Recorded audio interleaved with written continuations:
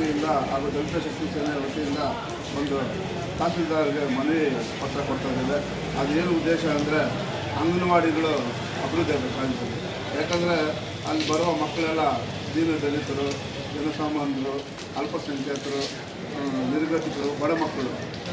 ಯಾಕಂದರೆ ಕಾಸ್ಟ್ಲಿ ಶಾಲೆಗಳು ಹೋಗೋಕ್ಕಾಗಲ್ಲ, ಅದಕ್ಕೆ ಅಲ್ಲೇ ಸೇರಿಸ್ತಾರೆ. ಸರ್ಕಾರ ಏನೋ ಸೌಲಭ್ಯಗಳು ಕೊಡ್ತಾಯಿದೆ, ಆದರೆ ಸರಿಯಾಗಿ ಇರ್ತಾ ಇಲ್ಲ. ಎಷ್ಟೋ ಅಂಗನವಾಡಿಗಳು ರಾಜ್ಯದಲ್ಲಿ ಇವತ್ತು ಶಿಥಿಲವಾಗಿದೆ. ಸ್ವಂತ ಕಟ್ಟಡಗಳಿಲ್ಲ, ಯಾವುದೋ ಕಟ್ಟಡಗಳಲ್ಲಿ ಇದು ಮಾಡ್ತಾರೆ.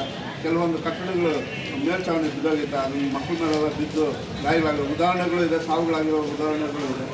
ಇದ್ರ ಬಗ್ಗೆ ಜಾಸ್ತಿ ಗಮನ ಹರಿಸಬೇಕು.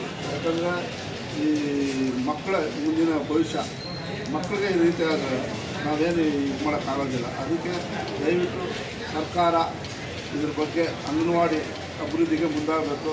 ಎಲ್ಲ ಕೇಂದ್ರಗಳಲ್ಲೂ, ಎಲ್ಲ ತಾಲೂಕಲ್ಲೂ, ಹೋಬಳಿಗಳಲ್ಲೂ, ಜಿಲ್ಲಾ ಮಟ್ಟದಲ್ಲಾಗಲಿ, ರಾಜ್ಯ ಮಟ್ಟದಲ್ಲಾಗಲಿ ಅಂಗನವಾಡಿಗಳು ಚೆನ್ನಾಗಿರ್ಬೇಕು.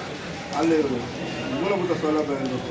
ಶೌಚಾಲಯ ವ್ಯವಸ್ಥೆ, ಕುಡಿಯುವ ನೀರಿನ ವ್ಯವಸ್ಥೆ ಮತ್ತು ಆಹಾರ ಗುಣಮಟ್ಟ ಇರಬೇಕು.